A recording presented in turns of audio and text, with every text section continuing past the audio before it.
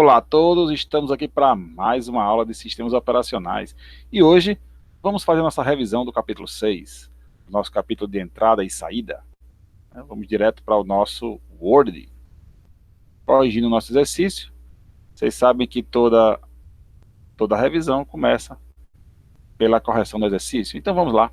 Primeira questão, os dispositivos de entrada e saída podem ser divididos em duas categorias. Cite e explique. Duas categorias. Então nós temos aí os dispositivos de bloco e de caractere.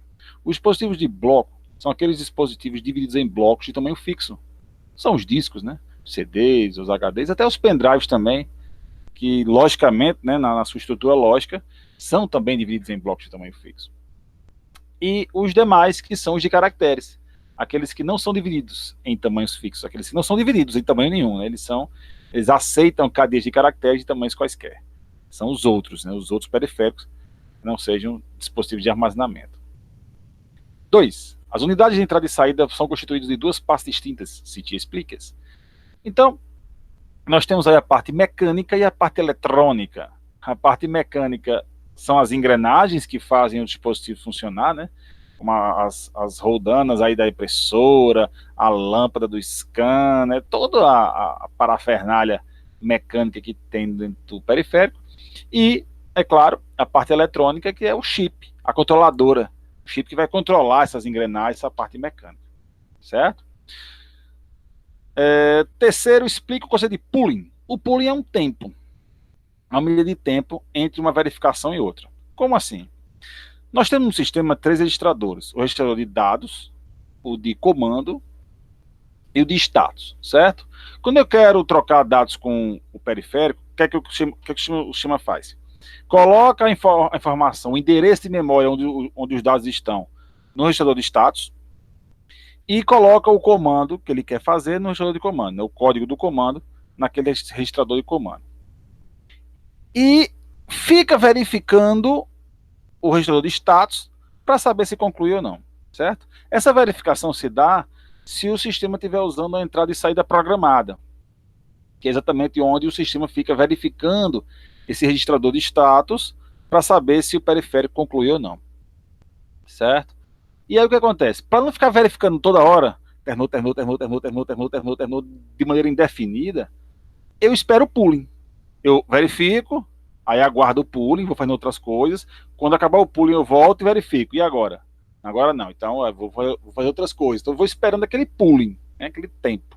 Acabou o tempo, acabou o pooling, eu volto. Deixa eu ver. Ainda não, peraí, tá? Aí vou fazer outras coisas. Acabou o pooling, volto. Agora tá ok. Pronto, tá ok, eu dei o erro. Ele respondeu. Certo? Então, esse é o pooling. Quarto, cite e explique os objetivos básicos do software de entrada e saída, certo? Então, os objetivos, as funções principais dele, para que ele foi constituído. Então, nós temos 5 objetivos básicos, que é a independência dos dispositivos, certo? Isso quer dizer o seguinte, que o sistema vai mapear o dispositivo, independentemente de qual seja ele. Os comandos de controle são os mesmos, certo? Vai ter o drive para tradução e tal, mas o SO, a modelagem do SO, o que o SO mostra para os aplicativos é sempre a mesma coisa. Não importa se é um periférico de entrada e saída, não importa. É sempre a mesma interface, certo? Independente do dispositivo. Nós temos a uniformidade de identificação, que é isso em relação à rede, né? Eu vou nomear os meus periféricos por um nome e não por endereço, certo? Isso quer dizer que aquele meu periférico, eu tenho uma impressora chamada X. Onde eu colocar aquela impressora, quando eu mandar imprimir em X, ele vai para onde ela estiver, para o endereço que ela tiver, certo? Eu não preciso, na hora de eu mandar imprimir, me preocupar em qual endereço está a impressora X, porque ela é identificada pelo nome, certo? Nós temos a manipulação de erros. Essa manipulação de erros, na verdade, as ações que o SO vai fazer, né, quando acontece um erro, quando se acomete de um erro, que ele pode fazer 3 coisas. Ele pode mitigar o erro, quer dizer, contornar o erro, certo? Como, por exemplo, o bad block. Ele não resolve o bad block, mas ele impede os arquivos de serem gravados nele. Ele contornou o erro. Ele pode resolver o problema, como, por exemplo, um drive instalado incorretamente. Ele automaticamente vai na internet, vai no repositório do fabricante, baixa o drive, instala e tal, Então ele pode resolver o problema, ou ele pode não fazer nada, apenas informar que ocorreu o problema, que é o caso, por exemplo, de faltou papel na impressora. O SO não vai lá botar o papel na impressora, né? Então, na verdade, ele só informa e o usuário que resolva o problema. Nós temos também a transmissão de dados, que pode ser síncrona ou assíncrona, né? Aí depende muito da situação do periférico. E essa transmissão de dados, ela também pode ser de maneira serial ou paralela, isso no cabeamento físico, né? Pode ser serial ou paralela, o mais comum é ser serial, a USB, né? É o nosso cabo serial aí, padrão para praticamente tudo, certo? Mas também pode ser paralela. E nós temos o último objetivo, que é o compartilhamento. Se eu compartilho aquele periférico ou não. Então também é objetivo do software de entrada e saída permitir que eu compartilhe aquele periférico com outros computadores, né, como compartilhamento em rede. Então, quando a gente fala em objetivos, a gente está falando em funções básicas. E quando a gente fala de software de entrada e saída, nós estamos falando do gerente de entrada e saída, daquela parte do SO responsável pela entrada e saída. Ok? 5. Que características influenciam o tempo de acesso de um disco após sua requisição? Certo? Então nós temos as 3 características básicas que influenciam o disco, que é o tempo de SIC, o tempo de latência e o tempo de transferência. O tempo de SIC é o tempo que a cabeça de leitura demora para se posicionar, certo, na trilha correta. O tempo de latência é o tempo que demora para o disco rotacionar de maneira que o setor seja colocado na área de leitura.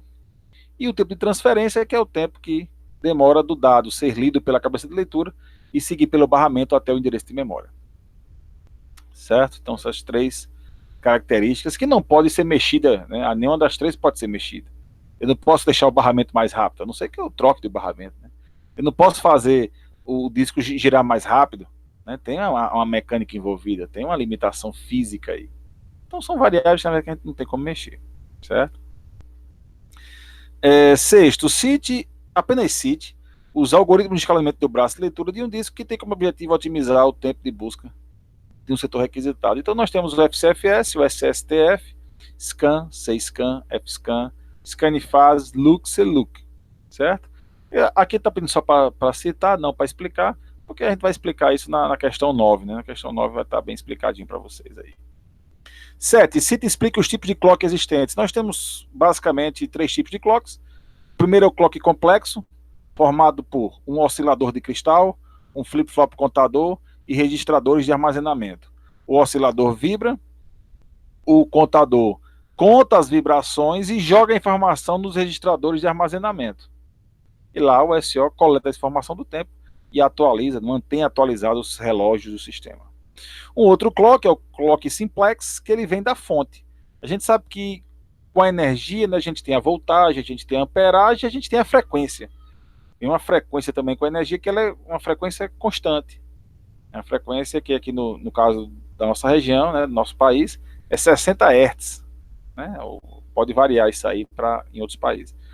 Mas eu tenho uma frequência de 60 Hz e eu posso, baseado nessas oscilações de frequência, medir também, atualizar os meus relógios. Obviamente que esse clock, diferente do outro, do complexo, esse clock simplex só funciona quando a máquina está ligada, né? Quando a energia está passando por ela. Já o complexo, não. O complexo, aquele oscilador de cristal, ele fica vibrando sempre. Tem aquela bateria, né, na placa-mãe e tal, que mantém esse oscilador vibrando, mantém o contador contando as vibrações e jogando a informação no registrador de armazenamento. Obviamente que o SO só vai ler se ele estiver ativo, né? E o último clock é o clock de software, que na verdade podem ser até 2 clocks de software, certo? Geralmente são 2, um só para o SO e o outro para os aplicativos. É um clock de aplicativo. A gente sabe que tudo que é feito via software pode ser feito via hardware, tudo que é feito via hardware pode ser feito via software e tal. Então, esse software é um simulador do clock. E ele também vai atualizar os relógios, obviamente também só quando a máquina estiver ativa. Então, o único clock que funciona com a máquina inativa é o complexo. Né? Muito bem. Do ponto de vista do SO, os terminais podem ser divididos em 2 categorias. Cite e explique. Nós temos os terminais mapeados na memória, que são aqueles que são encaixados na placa-mãe. São placas, né, como a placa de vídeo, a placa de som, a placa de rede. Eu encaixo na placa-mãe vira uma extensão do barramento de memória.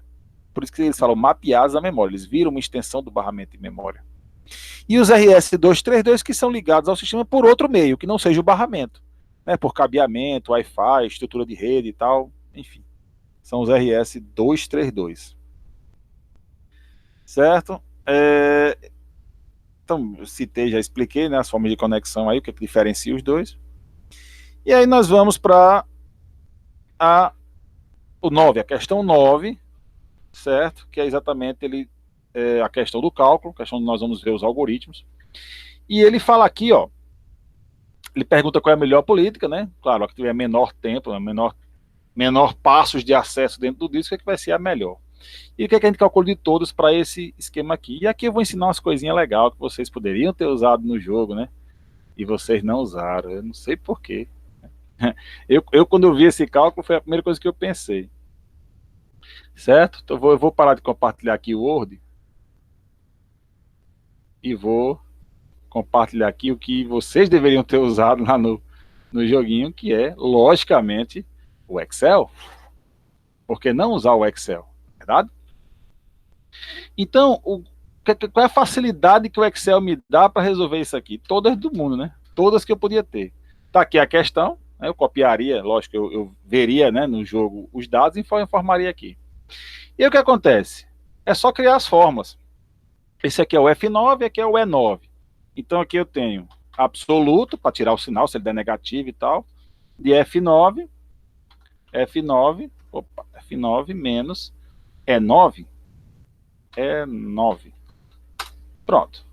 Aí eu copio isso aqui para ele replicar a fórmula. Opa! Foi para o final. Copio aqui para ele replicar a fórmula. Dou a somada total. Já tenho o FCFS. Aí o SSTF, vamos lá, o SSTF. Obviamente que eu tinha que fazer de cabeça, né? A questão da ordem. Então vamos lá, 41, depois tem o 30, 28, 5, 70, não, 60, 70, 80, 110, 120. Pronto. Aí eu só faço copiar aqui a fórmula, que a fórmula é a mesma, e ele já me dá ali, ó, 151 do STF. E o scan? O scan é a mesma coisa, né? 41, aí vai subindo, né? 60, 70, 80, 110, 120, 30, 28 e 5. Aí, copiar a fórmula. Certo? E aqui, obviamente, que eu já tenho também não só o scan, mas também vou ter o FScan, o NFases, que é o NScan também, pode ser, o look, que a diferença entre eles acontece quando eu tenho mais de um arquivo sendo requisitado, né? Um arquivo só vai dar tudo a mesma coisa. E aqui embaixo, o CScan, né? Vou botar aqui embaixo. Na verdade, vou alterar só isso aqui, né? Seria 5, 8, 20 e 30 para fazer o CScan. Aí copio aqui tudo. E ele já dá o valor também do CScan. CScan, certo? CScan. E é claro, o CLOOK. Certo? Mas tudo bem. Você fala assim, professor, tal, isso aí ajuda bastante, mas o senhor disse que fazia em 10 segundos. Como é que eu chego no valor em 10 segundos, professor? O valor do scan, do CScan, é muito fácil. Perceba que aqui é uma diferença de números crescentes e depois de número decrescente. Então só precisa fazer 2 cálculos para fazer o scan. Dica para fazer o scan. Ó, scan. Eu podia fazer assim, ó. Eu pego o maior dos valores, 120. Vou botar aqui igual para o Excel já me dar a resposta. Eu pego o maior dos valores, 120, subtrai do primeiro, 41. Depois somo de novo com o maior e subtrai do menor, que no caso é 5. Certo? Tá lá, ó, scan 194. Certo? Mais uma vez, ó. Pegou não? O maior menos o primeiro, mais o maior menos o menor. Vai dar certo, claro que vai dar certo. Né? Matemática é isso aí. E o CScan, professor? O CScan também tem isso? Tem. O CScan também é uma sequência, a única diferença é que ele vai, a segunda fase também é crescente. Pois eu vou fazer aqui, ó. É o maior, daqui igual, né? maior 120 menos, 120, menos o primeiro, que é 41, mais o maior menos o menor, então 120 menos 5, mais, e aí a questão da reversão, né, porque aqui vai ser crescente de novo, o maior da segunda etapa, que é 30, certo? 30, menos o menor, que é 5, certo? Está aqui, 219. Ok? Repetindo, eu vou ter o maior dos números, menos o primeiro, mais o maior menos o menor, e a segunda etapa, o maior da segunda etapa, o maior que é 30, menos o menor, que é 5. Certo? O SSTF também tem? Tem. O SSTF também tem, mas aí o SSTF não é sempre a mesma regra. Porque depende, né? Se ele. Porque às vezes o SSTF dá só crescente, aí ele vira. Aí fica até mais fácil que o scan. Ou se ele for, como aqui, primeiro decresce e depois cresce. Aí eu uso a fórmula do 6K invertida. Essa aqui dá um pouco mais de trabalho para fazer, mas né, com Excel você faria ele sem nenhum problema, certo? Então tá aqui as respostas do exercício, certo? Com as dicasinhas aí que vocês poderiam ter usado e podem usar na prova, né? Caso essa questão esteja lá para você fazer. Ok, pessoal? Beleza? Então, como é de costume em nossas revisões, eu vou parar aqui a nossa transmissão e vamos para o slide, certo? Vamos dar uma geralzinha no slide. Também é interessante para a gente relembrar de alguns conceitos. Muito bem, então nós estamos aqui no capítulo 6, gerência de entrada e saída. Aqui ele fala das funções principais do gerente de entrada e saída e tal. E a questão do periférico, o que é um periférico, né? Na verdade, é mais fácil a gente pensar o que não é periférico. O que é que não é periférico? Não é periférico placa-mãe, memória, CPU e o SO. O resto é periférico. Ou é arquivo ou é periférico, né? O que compõe meu sistema. Ok? Aí ele fala aqui alguns exemplos dos periféricos, né? Periféricos que são só de entrada, que são só de saída, entrada e saída, né? Então, isso aqui acho que são conceitos bem interessantes, né? Na aula a gente viu alguns exemplos e tal. Aqui ele está dando os conceitos, mas é bem tranquilo, né? De entrada é porque leva informações do mundo para o sistema, né? De saída, do sistema para o mundo, e entrada e saída fazem os dois caminhos, certo? E aqui os elementos que compõem o sistema, que eu tinha acabado de falar. As funções básicas, né, algumas atribuições fundamentais do meu gerente de entrada e saída, né, os comandos de controle, que eu já falei que esses comandos são padrões para todos os periféricos, né, capturar e gerenciar as interrupções, né, basicamente hoje o sistema se comunica com os periféricos através de traps, certo? Realizar a transferência de dados, fazer o tratamento de exceções, né, que eu falei no exercício, né, que ele pode contornar, fazer a mitigação, ele pode resolver ou pode só avisar. Né?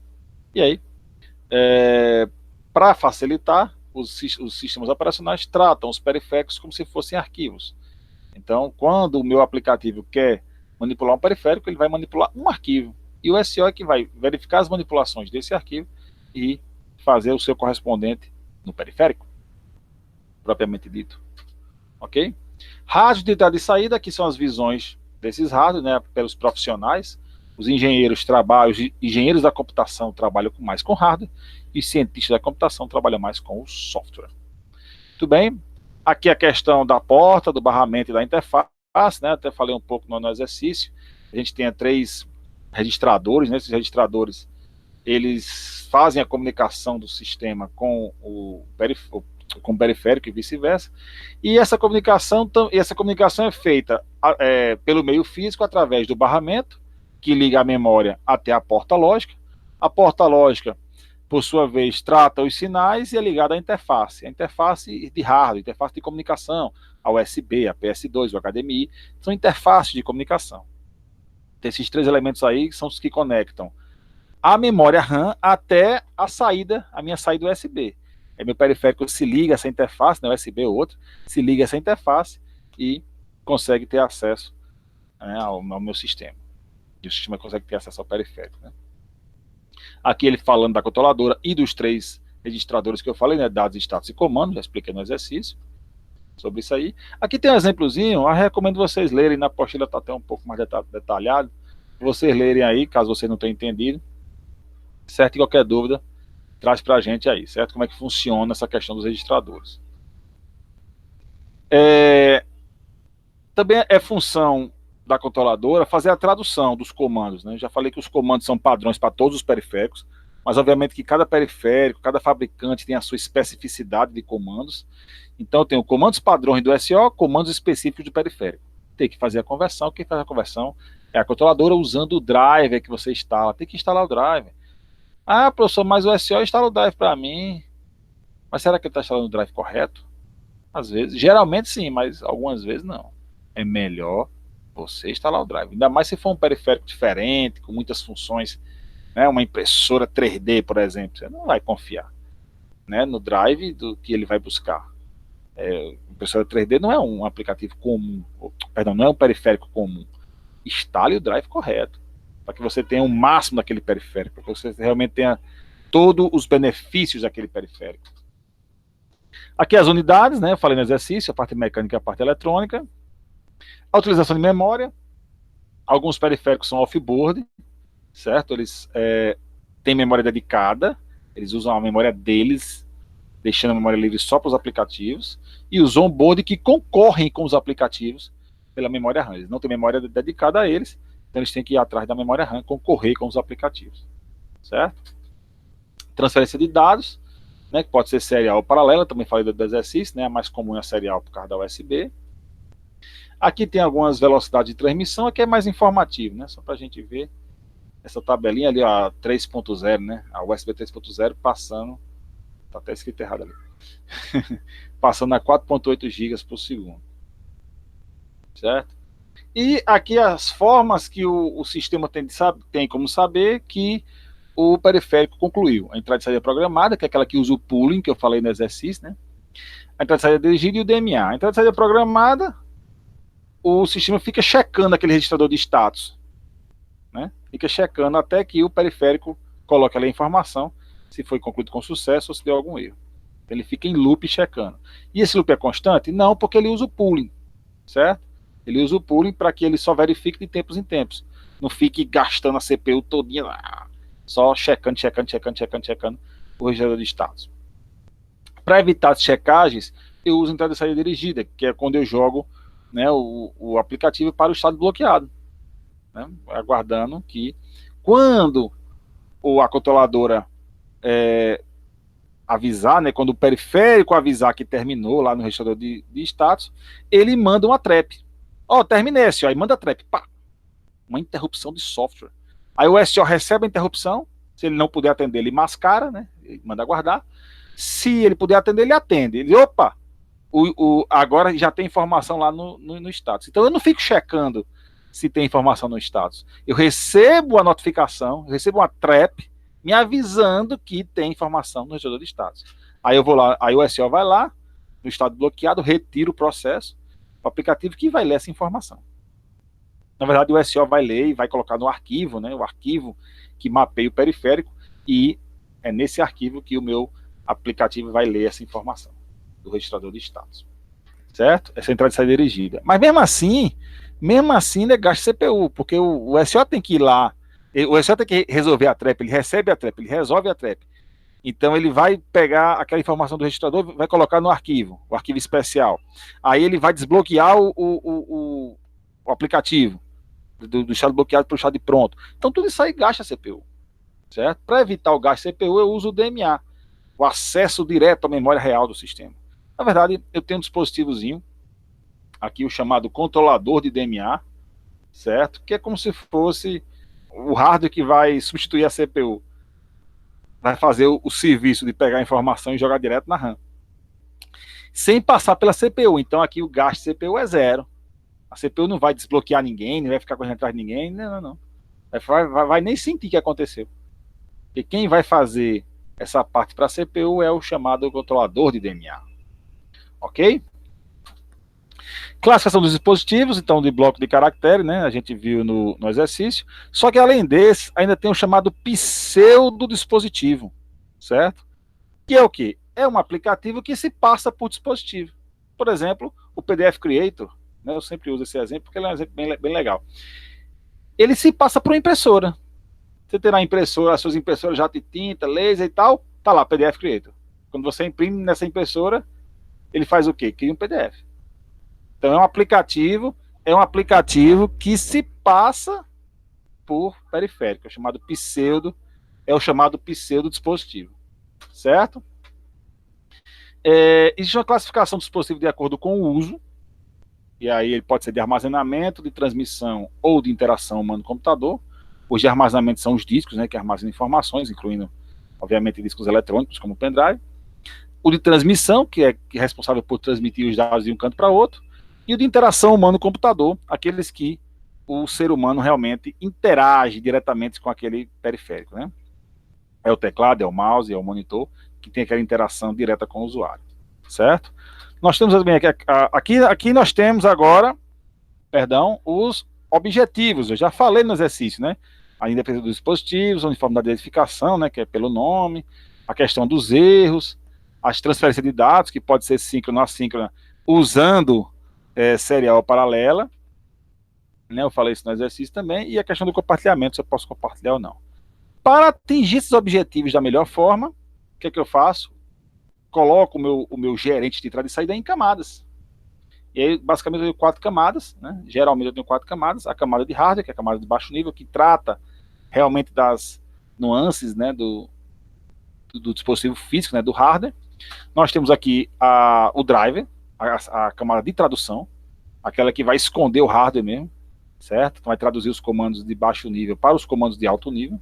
Eu tenho os comandos padrão do SO, né, nessa camada de cima, a terceira camada, e finalmente a quarta camada, que são os aplicativos, né, os aplicativos de usuário, que é quando eu vou requisitar ao SO o uso do periférico, o SO vai traduzir os comandos pelo drive, o drive aí vai, com os comandos de baixo nível, vai tratar direto no hardware, certo? Nós temos os clocks, né, que o clock é o relógio do sistema, né, tem as funções sempre de gerar tudo que for de tempo, inclusive o quantum, né, que é uma informação bem importante que permite a multitarefa, certo? E tudo que for de tempo no sistema é função sempre do clock. Também falei que tinha 3 clocks, né? O complexo, né, expliquei o complexo, o simplex e o software, pode ser inclusive 2. Em relação às terminais, nós temos os terminais RS-232 mapeados na memória, falei dos 2, né? No exercício, os RS-232 são ligados por qualquer estrutura que não seja o barramento, certo? E aí, eles geralmente têm uma entrada e uma saída, um teclado e um monitor, que são a interface mínima para interagir com o usuário, certo? E eles usam os UARTs, né, para converter sinais seriais em caracteres, sinais caracteres em sinais seriais, certo? Os mapeados na memória têm esse chip, né, esses barramentos aqui, que quando eu encaixo ele na placa-mãe, ele vira uma extensão do barramento, que vai até a RAM. Então vira um barramento só, daqui, encaixou e vai barramento até a RAM do sistema. Então eles são mapeados direto na memória. Tudo bem? Eu tenho os softwares de entrada. Aqui a parte do o meu gerente de entrada e saída, ele é dividido em 2 partes. A parte de entrada, só para tratar as entradas, e uma outra parte só para tratar das saídas. Essa parte de entrada é chamada de software de entrada, certo? E aí basicamente o teclado, o nosso principal software de entrada, né?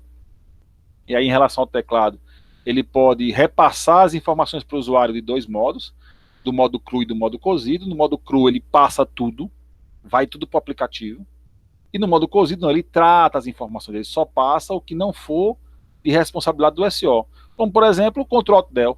Se eu apertar Ctrl-Alt-Del, eu estou querendo fazer o quê? Estou falando do Windows, né? Estou no Windows, aperto Ctrl-Alt-Del. O que é que eu vou fazer? Eu vou abrir o gerenciador de aplicativos, certo? E o aplicativo em si não vai receber essa informação.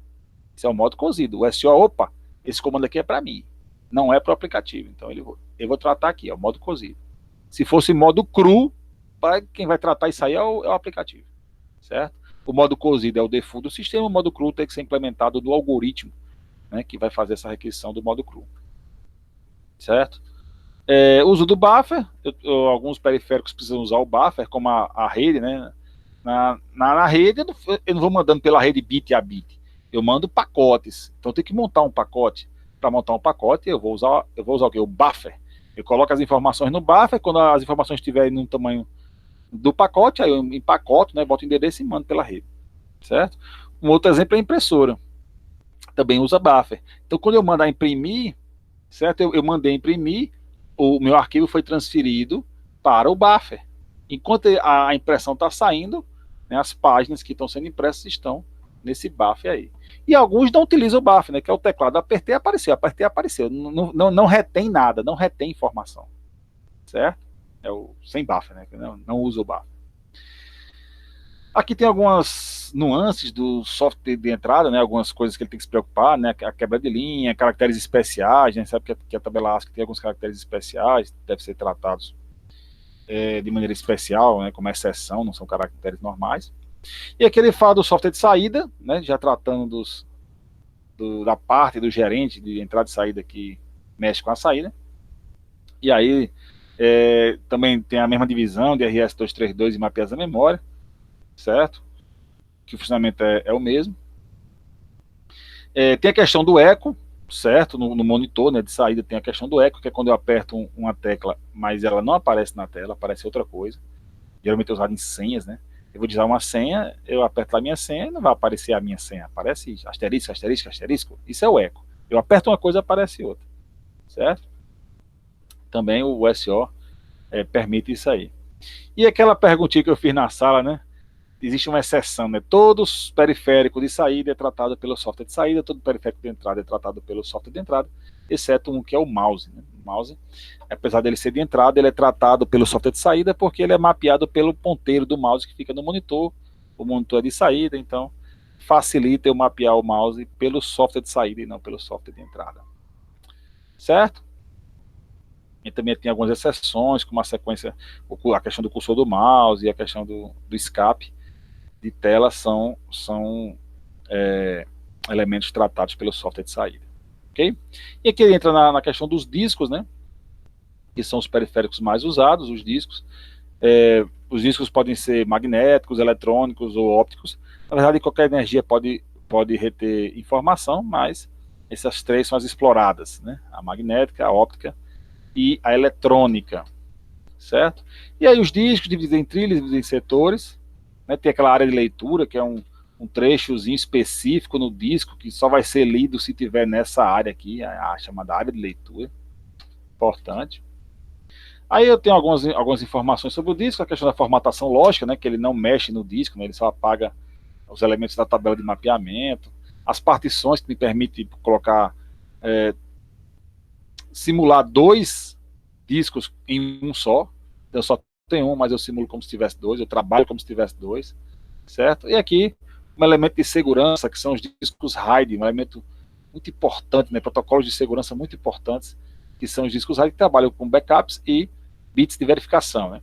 Aí ele vai falando nível a nível, né? O nível 0, que é o nível de backup, tem dois discos simultâneos, o nível 1, que tem também backup, dois discos, primeiro grava um e depois no outro. Aí eu tenho aqui o nível 2, que garante, né, tem uma garantia maior de consistência a falhas, né, caso ocorra alguma falha. Ele está usando o journal, ele está usando sombreamento de páginas para garantir isso aí. Eu tenho o nível 3, que usa paridade para recuperar dados, no mínimo 3 discos, um para paridade e 2 para os dados. O nível 4, que faz a mesma técnica do 3, só que faz em tempo real a recuperação dos arquivos, durante o processo de gravação, vamos dizer assim. O nível 5, que oferece um desempenho melhor de paridade, ele não tem um disco específico para paridade, ele distribui a paridade entre os discos de dados. Eu tenho o nível 6, que tem mais paridade, ocupa mais espaço com paridade, mas em troca eu garanto mais os arquivos, eu tenho uma garantia maior dos arquivos. O nível 0 mais 1, que é quando eu tenho pelo menos 4 discos, onde eu gravo em alguns, eu faço simultaneamente e depois clono em outros dois. Então fazendo o que o 0 e 1 faz. Aqui é uma comparação do disco com a RAM, certo? Comparando o disco com a RAM, a gente sabe que a RAM é muito mais rápida, né? Apesar dos discos terem uma série de vantagens, preço, informação persistente e tal, mas a RAM, em termos de velocidade, é imbatível. E para melhorar o acesso ao disco, né, essa parte do disco, já que ele é lento, já que a memória RAM é tão rápida, eu posso usar algumas estratégias, como por exemplo a RAM Disk, né, fazer na memória RAM algum armazenamento de arquivos, certo? Durante a sua execução, né, durante seu uso. Aqui alguns problemas que podem acontecer com os discos, né, algumas falhas que podem acontecer, programação, transiente, né, temporário do checksum, permanente do checksum, o erro de SIC e o erro de controlador. São os erros que podem acontecer nos discos. E aqui aquela questão da redução do tempo de acesso aos discos, né, as três variáveis, né, que influenciam, que a gente não pode mexer em nenhuma delas, né, falei no exercício lá. E aqui tem algumas técnicas, o entrelaçamento, que é uma técnica mais antiga, na época da busca sequencial, certo? A questão da otimização rotacional, que são algumas formas de otimizar a rotação do disco, certo? Alguns protocolos, né? São protocolos aqui, regras que eu vou seguir para tentar melhorar a questão da velocidade do disco. Aí tem o SLTF, o SPTF e o SATF, que são as formas de otimização rotacional, que melhoram, né? Que eu vou buscar os arquivos não na sua ordem de gravação, mas na ordem que facilita melhor as rotações e o SIC também, né? E aqui, finalmente, os algoritmos de escalamento com braço e leitura, onde eu vou ter aqueles algoritmos que nós vimos, né? Dei até umas dicasinhas agora, a gente fez o joguinho, certo? Nas políticas aí, o FCFS, que pega na ordem do arquivo, o SSTF, que é pelo mais próximo, né? O mais próximo primeiro. Lembrando aqui o seguinte, se eu tiver, por exemplo, 40, 50 e 60. Eu estou no 50 e eu tenho ali o 40 e o 60. A distância é a mesma, 10 para os dois. E o desempate eu faço como? Eu pego sempre o maior, né? O desempate, se eu tiver no 50 e tiver agora 40 e 60 para pegar, eu vou pegar o 60, porque ele é maior do que 40. Sempre pego o maior, certo? O scan, que é o sobe e desce. O C-scan, que é o sobe, zera, sobe. Né? Só sobe. Muito bem. E aqui algumas variações, né, do scan, o F-scan, o N-scan e o look, são variações do scan, cada uma com a sua excepcionalidade, e elas geralmente melhoram o scan, certo? Mas o sentimento delas é quando eu tenho muitas requisições de arquivos, né? Uma requisição só não faz muita diferença, mas quando eu tenho várias requisições simultâneas, aí sim é que eles entram em ação, e aí cada um deles tem a sua nuance, assim como o CLOOK para o C-scan. Certo, pessoal? Aqui estou falando um pouquinho das políticas e depois a gente vai mostrar os exemplos de cálculo. Esse exemplo aqui eu já fiz na sala, né? Não vou refazer aqui, mas todos os dados estão aqui para vocês verem, né? Eu expliquei lá no exercício também, certo? Tanto aqui como no exercício lá, né? Não falei, mas o SSTF foi o melhor porque deu menos passos, certo? Então, geralmente ele dá um valor menor, mas nem sempre. Certo? Então, com isso a gente conclui nossas revisões, nossas aulas de revisões. Espero que vocês tenham gostado. E qualquer coisa, estou à disposição nos nossos canais aí. Valeu? Obrigado, pessoal. Até a próxima. Eu conto com vocês nas nossas aulas, nas nossas avaliações. Valeu. Até mais. Fui.